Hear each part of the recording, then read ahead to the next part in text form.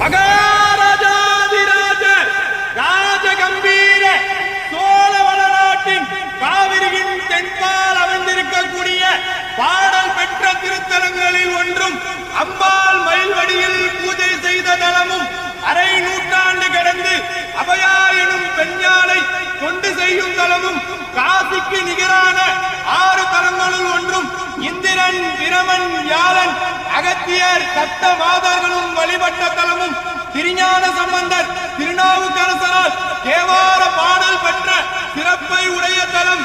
பிறப்பு இறப்பு எனும் மாறுபாட்டை அகற்றுகின்றவன், எவிட்டாத ஆனந்தத்தை அருள்பவன், ஆதியும் அந்தமும் இல்லாதவன், என் நிறைந்த வடிவெடுத்திருப்பவன், உள்ளத்தில் அமிர்தமாக ஒளிப்பவன், விஷத்தை திருப்பி அமிர்தமாக்கியவன், தொழுபவர்களின் துயர்களை தீர்ப்பதே தொழிலாய் கொண்டவன், தொழாது இருப்பவர்களுக்கு அனைத்து வகையான செல்வங்களையும் பாரி வழங்கும் வள்ளல் பெருமான், கௌரி தாண்டவர், செங்கோல் கொண்டு ஆட்சி புரியும் மயிலாடுதுறையரன், அபயாமிகை தாயார் உடனாகிய மயிலாத பெருமான் எழுந்தருள்கிறார்.